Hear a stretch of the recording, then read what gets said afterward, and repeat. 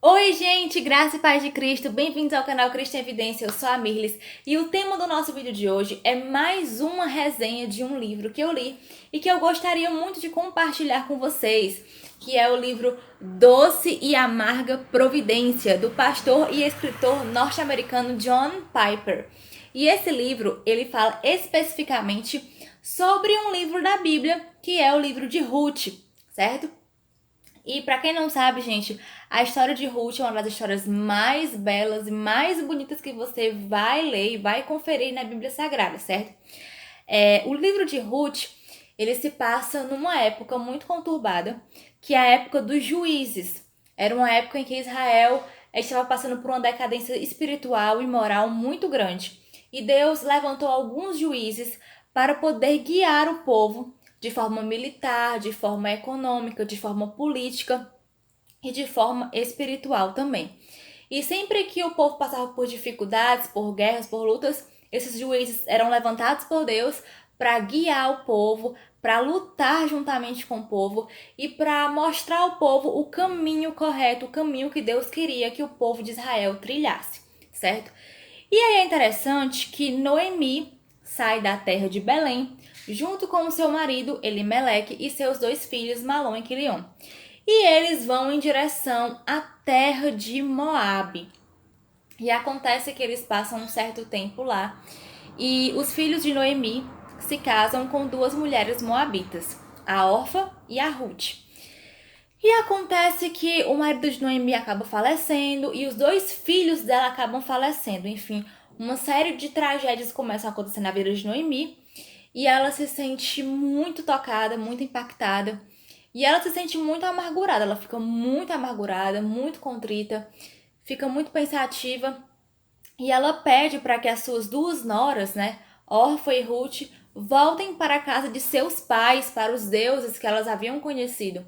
E aí acontece que Orfa e Ruth ficam muito tristes. E a Orfa decide ir voltar para casa dos seus pais, ainda na terra de Moabe. Mas Ruth de nenhuma maneira quis voltar. Noemi quis insistir com ela para que ela voltasse. Mas aí em Ruth 1,16 nós temos uma das declarações mais bonitas que nós podemos ler. E Ruth fala assim para Noemi: olha, eu não vou sair daqui. O meu povo será o teu povo, o meu Deus será o teu Deus. Aonde você for, eu também irei, e aonde você morrer, eu também morrerei. E eu estarei com você em qualquer situação. E a Noemi fica muito admirada, muito maravilhada. E acontece que tanto Noemi quanto Ruth voltam para Belém. E aí, quando Noemi está entrando em Belém com a sua nora, né, Ruth, muitas pessoas reconhecem Noemi. E aí as pessoas falam assim: olha, é Noemi que está chegando, mas cadê seus filhos, seu esposo? E ela fala assim: olha, não me chame mais de Noemi, me chame de Mara, porque o Todo-Poderoso tornou a minha vida muito amarga. E, gente, Noemi, ela fica muito amargurada, muito triste, mas a Ruth, ela foi um baluarte, foi um pilar, foi uma pessoa muito importante para Noemi. Quando elas chegaram lá, a Ruth quis logo arrumar um trabalho para poder ajudar a sua sogra, né? E aí ela vai rebuscar espigas. E ela sempre buscava as sobras, rebuscava as sobras. E o que ela ia conseguindo, ela ia debulhando, ia guardando. E acontece que ela foi rebuscar espigas nas terras de um homem que era muito justo naquela cidade, que se chamava Boaz, certo? E é interessante, gente, que Boaz era filho de Raabe e de Salmão, né? Raabe foi a prostituta, a meretriz, que era uma prostituta cultual, ela não era uma prostituta apenas que vendia o corpo, né, para os homens daquela época, ela se prostituía cultualmente, ou seja, para os deuses pagãos da sua terra, que era Canaã. E aí ela ajuda os dois espias que nós conhecemos, que são Caleb e Josué. E acontece que a família dela foi alcançada e ela deu à luz a Boaz, né? Depois que se casou com Salmão, ela deu à luz a Boaz. E Boaz, ele era dono dessas terras em que Ruth estava rebuscando as espigas de milho, certo? E aí, gente, é muito interessante que Deus começa a providenciar algo maravilhoso para a vida de Ruth e de Noemi. E é tanto que ele fala assim, olha, quando nós estamos nos momentos mais difíceis da nossa vida, o Senhor está demonstrando o seu amor para mostrar a sua glória em nossas vidas. E aí, Boaz começa a perguntar quem era aquela moça, quem era aquela jovem. E aí eles falam assim, olha, é Ruth que veio com Noemi. E o mais interessante é que Boaz era parente, né, de Noemi.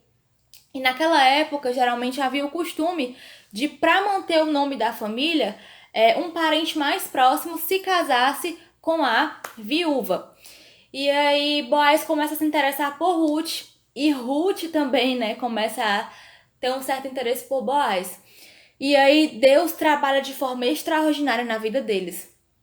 E eles acabam percebendo que eles estavam realmente gostando um do outro. E, gente, o mais interessante é que o livro de Ruth, ele nos mostra muito sobre a pureza sexual. E o John Piper, nesse livro, ele vai falar muito para os jovens, né? Para que os jovens preservem a sua pureza, para que preservem a santidade. E que o jovem cristão, ele não deve ter relacionamentos pesados, né? Relacionamentos que sejam muitas vezes ilícitos, que desagradam ao Senhor. Ele fala que o jovem deve guardar puro o seu caminho, por amor da justiça. E ele mostra exatamente que entre Boaz e Ruth, antes do casamento, não houve nada. E acontece que esse trabalho é tão extraordinário, é uma providência tão extraordinária, porque Noemi estava amarga, Noemi estava muito triste. Mas Deus providencialmente, naquela amargura que Noemi passava, providenciou uma doce provisão para a vida dela e para a vida de Ruth. E no desenrolar dos fatos, Boaz acaba se tornando o resgatador de Ruth. Ele era tão justo que na frente dele havia outro homem na linha, né, para se casar com Ruth. Só que o homem, ele não quis casar com Ruth, ele não podia, né? Cogita-se que ele fosse casado, não sei, mas ele acabou não podendo assumir Ruth e Boaz e Ruth se casam. E a história do livro de Ruth são apenas 4 capítulos, é uma história bem curta, bem rápida. A história de Ruth, ela fala que depois que eles se casaram, né, Ruth e Boaz se casaram, Ruth deu à luz a Obed. E Obed se tornou uma criança que acalentava, que alegrava Noemi, né? Porque a palavra diz que aquela criança trouxe alegria para a vida dela, alegria para a velhice de Noemi.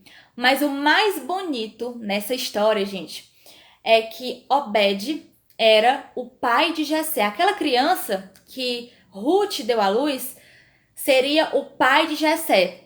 E Jessé seria quem? O pai de Davi, que foi um dos maiores reis da história de Israel, que veio da tribo de Judá.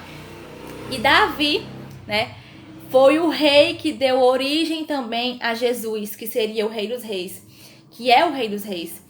E essa história nos mostra, desde a sua percepção, que Deus estava estendendo a salvação para os gentios. A salvação vinha assim da tribo de Judá, dos judeus. Mas essa salvação se estenderia também para os povos estrangeiros.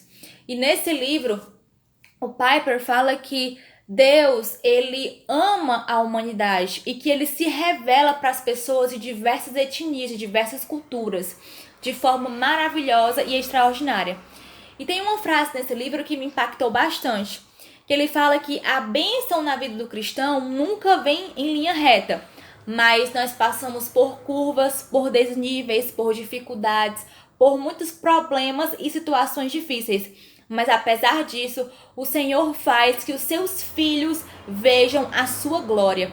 Além disso, ele nos exorta a viver uma feminilidade, no caso das meninas, das mulheres cristãs, para a glória de Deus. Uma feminilidade que se baseia na palavra de Deus, que se baseia nas escrituras, de ser uma mulher sábia, prudente, virtuosa e que não compactua com as ideologias deste mundo caído.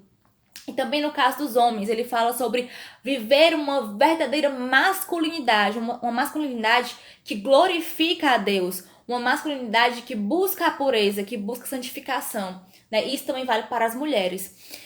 E, gente, eu super indico a leitura desse livro. Ele é bem fininho, são apenas 126 páginas. Esse livro falou muito comigo e fala sobre os projetos de Deus para a nossa vida. Muitas vezes nós estamos passando por situações complicadas, difíceis, em que nós choramos, nos atribulamos, mas é nesse momento difícil que Deus vai manifestar em nossa vida a glória dele. E ele fala assim, olha, por trás de uma providência carrancuda, sempre há um rosto sorridente. E ele fala que nós devemos ser guiados por Deus, estarmos sob as asas de Deus. Porque a águia, ela voa muito alto, muito longe. E a águia, ela é um animal que é extraordinário, porque ele consegue enxergar coisas de longe. Assim também somos nós, temos que enxergar o extraordinário de Deus para as nossas vidas, porque nos momentos mais difíceis, mais turbulentos, o Senhor está planejando mostrar a glória dele por meio das nossas vidas. E que nós jamais venhamos a desistir dos propósitos de Deus. E nós devemos nos alegrar na salvação, na glória que o Senhor preparou para os seus filhos. Gente, e é basicamente isso. Espero realmente que tenham gostado desse vídeo. Curtam, comentem, compartilhem e divulguem, tá certo? Que Deus vos abençoe maravilhosamente. Deixe o seu like no vídeo, se inscreve no canal e divulga para quem você conhece, tá bom? E até a próxima, se Deus quiser. Tchau, tchau!